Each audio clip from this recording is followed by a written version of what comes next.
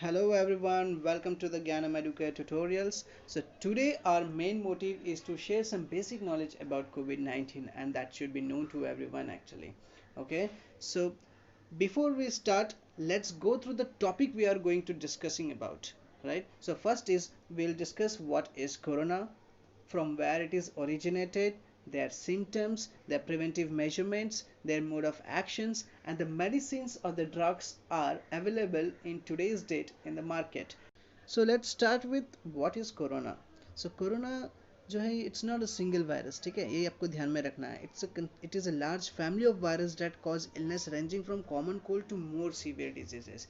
मतलब ये जो सर्दी जुकाम जो हो जाती है सर्दी के मौसम में, ये भी नॉर्मल कोरोना वायरस से ही हुआ है, ठीक है. लेकिन ये जो पेंडेमिक सिचुएशन है, इसमें जो वायरस स्प्रेडेड है पूरे ऑल ओवर वर्ल्ड में, ये जो वायरस है ये नोवल कोरोना वायरस है, ठीक है, जो इससे पहले कभी आइडेंटिफाई नहीं हुआ है, ठीक है.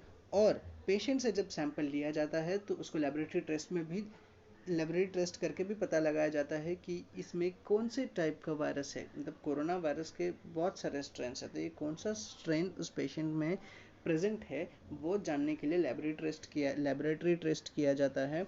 और वो टेस्ट में क्या क्या आते हैं, जैसे कि रियल टाइम पीसीआर टेस्ट आता है, रैपिड एंटीबॉडीज टेस्ट आता है. तो पहले रियल टाइम पीसीआर टेस्ट के बारे में आप जानिए कि ये पीसीआर होता क्या है.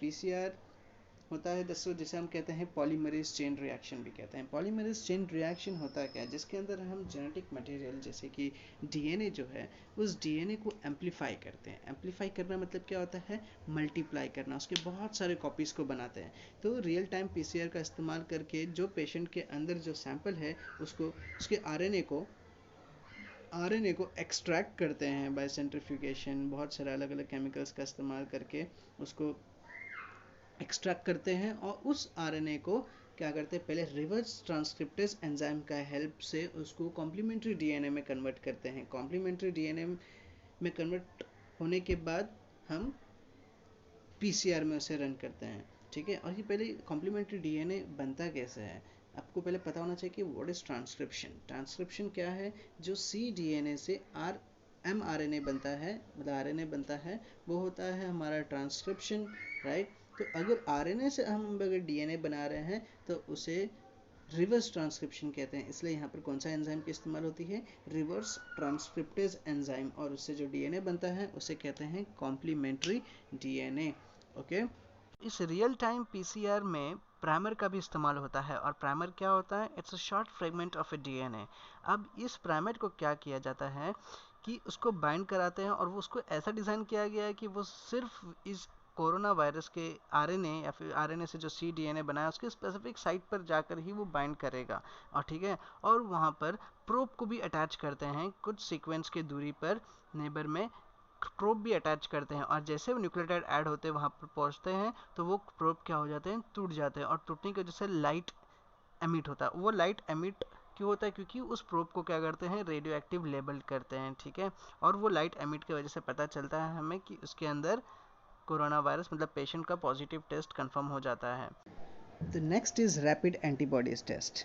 As compared to other diagnostic techniques, this is less expensive and can show the result in 20 to 30 minutes. And ये जो टेस्ट है, ये टेस्ट कहाँ इस्तेमाल किया जाता है, ये टेस्ट का इस्तेमाल किया जाता है ये पता लगाने के लिए कि जो पेशेंट है या फिर जो भी इन्फेक्टेड पर्सन है उसको कोरोना पहले हुआ था या फिर अभी हुआ है, ये हम पता लगा सकते हैं. उनके बॉडी में वो इसके अगेंस्ट में एंटीबॉडीज़ प्रोड्यूस हुए हैं नहीं हुए हैं, ये हम पता लगा सकते हैं.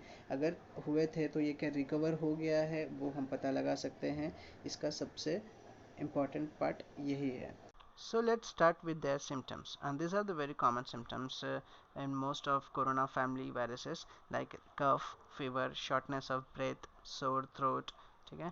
But in most cases these are the symptoms, but in severe cases pneumonia भी हो सकता है. अगर सीवियर केस हो जाए, किसी के इम्यून सिस्टम अगर कम है, वो ज़्यादा स्प्रेड हो जाए वायरस, तो वो निमोनिया भी कॉज कर सकता है, ठीक है. अब आइए जानते हैं कि ये कोविड-19 होता कैसे, कैसे इन्फेक्ट हो जाता है, कैसे फैल रहा है, ठीक है.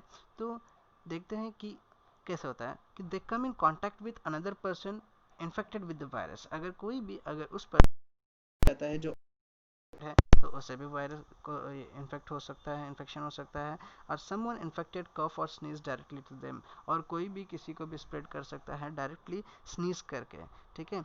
और आप अगर किसी भी सरफेस को अगर टच करते हो जहाँ पर किसी का स्नीज किया हुआ अगर ड्रॉपलेट है, और वो ड्रॉपलेट अगर आप इनहेल कर लेते हो, या फिर आपके उसको सरफेस को टच कर लिए और उसके बाद आप अपने आँखों के पास या मुंह के पास वो हाथ लेके जाए, तो भी आप इन्फेक्ट हो सकते हो।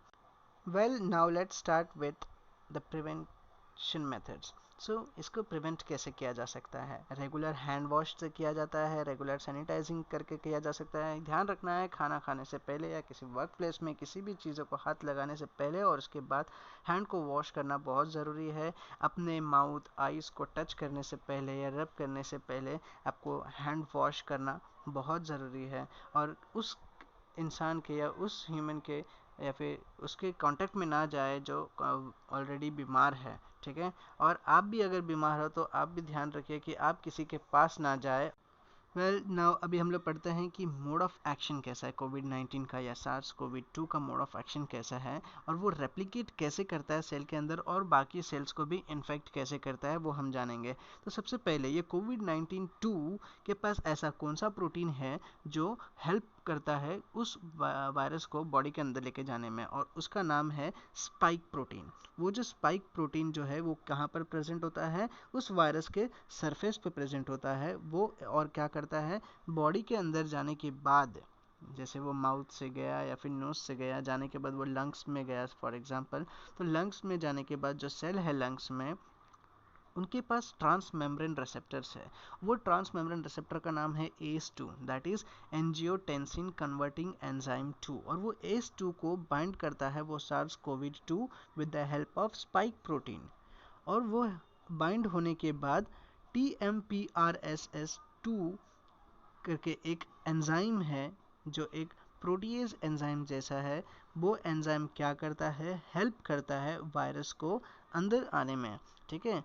और ये वायरस जो है क्या करता है? अपने आरएनए को सेल के साइटोप्लाज्म में रिलीज कर देता है, ठीक है। और ये वायरस, ये तुम्हें आपको पता होना चाहिए कि इस वायरस में सिंगल स्ट्रैंडेड आरएनए है, ठीक है, एज ए जेनेटिक मटेरियल। और ये आरएनए अगर एक बार अगर सेल के साइटोप्लाज्म में आ जाता है, तो सेल के साइटोप्लाज्म में आने के बाद वो आरएनए ट्रांसलेट होता है into the proteins by the cells machinery. अब देख सकते हैं थर्ड स्टेप में, सेकेंड स्टेप में क्या हुआ है? आरएनए साइटोप्लाज्म में रिलीज हो गया, मतलब वायरस के बॉडी से आरएनए बाहर आ गया। अब देखो क्या हुआ है कि वो आरएनए थर्ड स्टेप में आप देखो कि वो ट्रांसलेट हो गया। ट्रांसलेशन मतलब क्या होता है? आरएनए से प्रोटीन बनाना, ठीक है। तो वैसे वो ट्रांसलेट होकर उसने अपने प्रोडक्ट्स को बना लिए है with the help of cells machinery. Cell के मशीनरी को यूज़ करके उसने क्या किया? प्रोटीन बना लिया। और फोर्थ पॉइंट में आप देखो कि वो जो प्रोटीन्स है वो क्या करते हैं? कुछ रेप्लिकेशन कॉम्प्लेक्स को बनाते हैं ताकि वो और आरएनए बना सके। समझे? मतलब एक आरएनए है तो और भी बहुत सारे आरएनए बना सके। उसको रेप्लिकेट करने के लिए जो कंपोनेंट्स लगते हैं और जो रेप्लिकेशन कॉम्प्लेक्सेस लगते हैं वो बनाते हैं। और वो आरएनए एक बार बन जाएगा तो उसके बाद वो क्या करते हैं? वो प्रोटीन्स और वो आरएनए असेंबल्ड होते हैं, और उस असेंबल होने के बाद वो क्या करते हैं? नया वायरस बनने शुरू हो जाते हैं, नए नए बॉडी बनने शुरू हो जाते हैं। और वो कहाँ पर होता है? गोल्गी अपैरेटस में होता है। गोल्गी अपैरेटस में नए नए वायरस बनते हैं, और वो वायरस क्या करते हैं? सेल लिसिस करके स्प्रेड हो जाते हैं, मतलब बाहर निकलते हैं, और वो नेबरहुड सेल को भी इन्फेक्ट करते हैं। Hope you guys understand the mode of action. आपको याद रखना है कि कोरोना वायरस के सरफेस पे क्या है? स्पाइक प्रोटीन्स है, और कौन से रिसेप्टर को बाइंड करता है? वो रिसेप्टर है ACE2, that is angiotensin converting enzyme 2, जो मोस्टली लंग्स में, GI ट्रैक्ट में, ब्लड वेसल्स में पाए जाते हैं, और ये मोस्टली हेल्प करते हैं ब्लड प्रेशर को कंट्रोल करने। Well, let's start with the drugs are available to treat COVID-19, and you can see the number of drugs are available for the treatment of the COVID-19, जैसे कि क्लोरोक्विनिन है, कालेट्रा है, interferon, remdesivir, favipiravir, स्टिमेरा, and केवजारा करके थे, ठीक है। इन सब के करंट यूजेस भी है, ओरिजिनल मोड ऑफ एक्शंस भी है, और इसमें से सबसे बेस्ट आउटपुट अब तक मिला, जितना 88% रिजल्ट शो किया है, पॉजिटिव शो किया है, जो है फैविपिराविर, जिसका मोड ऑफ एक्शन क्या है, आरएनए पॉलीमरेज इनिबिट करता है। ये आरएनए पॉलीमरेज को इनिबिट करता है, उसकी एक्टिविटी को रोकता है। और आरएनए पॉलीमरेज क्या होता है, आरएनए पॉलीमरेज आरएनए को रेप्लिकेट करने में हेल्प करता है। जैसे हमने यहाँ पर देखा था कि ये आरएनए ट्रांसलेट होकर जो प्रोटीन्स बना, और वो प्रोटीन्स क्या करते हैं, उस रेप्लिकेशन कॉम्प्लेक्स को हेल्प करता है। Some of this proteins form a replication complex to make more RNA, वो और आरएनए बनाते हैं। मतलब वो जो आरएनए पॉलीमरेज था वो उस प्रोटीन से बनते हैं। और RNA polymerase is an enzyme, right, and enzyme is nothing but it's a protein, है ना। तो वो आरएनए पॉलीमरेज क्या है, वो आरएनए को रेप्लिकेट करने में हेल्प करता है, और वो ना हो इसलिए रेविपिराविर क्या करता है, उस आरएनए पॉलीमरेज के एक्टिविटी को रोकता है, ठीक है। हाँ, आइए आप यहाँ पर देखते हैं कि वो रेविपिराविर जो है उसको मार्केट करने के लिए या फिर उसको मैन्युफैक्चर करने के लिए ग्लेनमार्क को परमिशन मिल गया है, अप्रूवल मिल गया है, ठीक है। बट ये क्या है, बिना डॉक्टर के प्रिस्क्रिप्शन से कोई भी खरीद नहीं सकता है। अब पहले देखो यहाँ पर लिखा है मैंने, Glenmark become the first company in India to receive regulatory approval for oral antiviral favipiravir for the treatment of mild to moderate कोविड-19। मतलब सीवियर कंडीशन में आप इसको इस्तेमाल नहीं कर सकते, ये माइल्ड टू मॉडरेट कंडीशन के लिए ही है। और इसको मैन्युफैक्चर और मार्केटिंग करने के लिए इंडिया से गवर्नमेंट अथॉरिटी से इसको ग्लेनमार्क को परमिशन मिल गया है, ठीक है। अब नेक्स्ट आते हैं, यहाँ पर एक और चीज़ है कि इसको रेविपिराविर को फैबीफ्लू नाम से अप्रूव किया गया है इंडिया पे, आपको यह पता होना चाहिए, ठीक है। फैबीफ्लू नाम से, इसका ट्रेड नेम क्या है, फैबीफ्लू है। Favipiravir is one of the medicine that is being explored as a potential treatment. जैसे कि मैंने आपको थोड़ी देर पहले बताया कि ये सबसे पोटेंशियल साबित हुआ है, जिससे ये आरएनए पॉलीमरेज एक्टिविटी को इनिबिट करके आरएनए को रेप्लिकेट होने देता नहीं है, और वो आरएनए रेप्लिकेट नहीं होगा तो नए वायरस नहीं बनेंगे, और नए वायरस नहीं बनेंगे तो वो बाकी सेल्स को भी इन्फेक्ट नहीं करेंगे। और ये मार्केट में किस प्राइस से आने वाला है वो भी मैंने मेंशन किया है। जैसे कि इसका प्राइस होने वाला है 103 रुपया पर टैबलेट, मतलब 103 रुपीज़ पर टैबलेट होगा। और पैक ऑफ 34, मतलब एक पैकेट लोगे जो कितने का होगा, 3500 रुपीज़ का होगा। और ऐसा नहीं है कि ये नया टैबलेट है या फिर नया ड्रग है, it was already approved in 2014 in Japan for the antiviral medications by the name of Avigan और एबिगन, ठीक है, जिसका जेनरिक नाम क्या था, एबीफेविर था, ओके। वेल, और ये इंडिया के साथ साथ और भी बहुत जगह पर, मतलब अलग अलग कंट्रीज़ में भी इसको अप्रूवल मिल चुके हैं। जैसे रशिया में, चाइना में भी कुछ पॉजिटिव रिजल्ट इसने शो किए थे, इसलिए वहाँ पर भी अप्रूवल मिल चुका है। और इसके लिए मैंने थोड़ी देर पहले भी आपको बताया था कि वो clinical improvement as compared to other drugs कितना दे रहे थे, 88% दे रहे थे, ठीक है।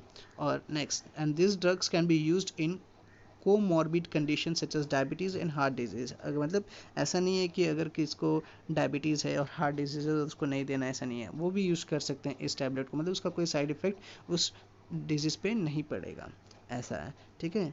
और बट इसका एक चीज़ बहुत इंपॉर्टेंट आपको ध्यान देना है कि अगर ये जो फैबीफ्लू है इसका बहुत पोटेंशियल रिस्क है, it can cause the टेराटोजेनेसिटी, shows the टेराटोजेनेसिटी, ठीक है, टेराटोजेनेसिटी शो करते हैं। और ये टेराटोजेन होता क्या है, ये जो ड्रग्स होते हैं वो इंटरफेयर करते हैं फीटस को डेवलप करते हैं। अगर समझो फीटस डेवलप हो रहा है तो वहाँ पर वो ड्रग्स क्या करेगा, इंटरफेयर करेगा और बर्थ डिफेक्ट शो करेगा। इसलिए प्रेग्नेंट लेडी को ये ड्रग अलाउड नहीं है इस्तेमाल करना।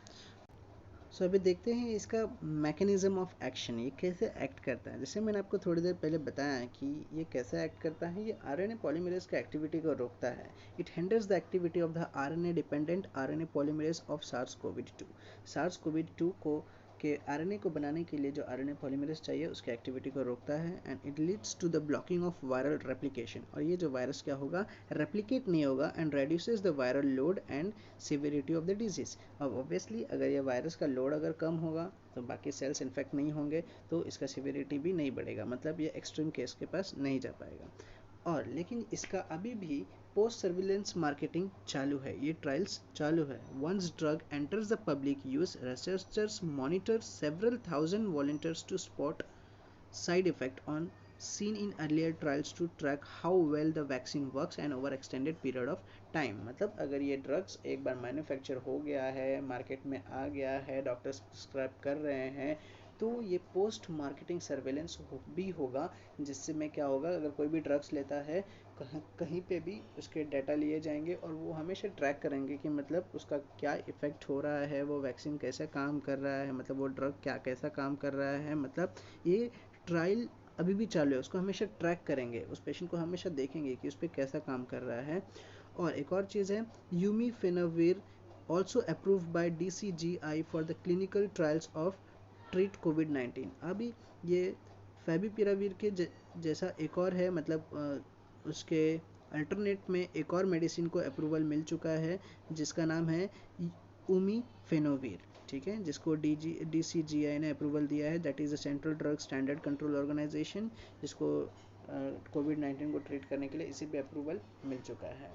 So thank you guys, hope you like this video.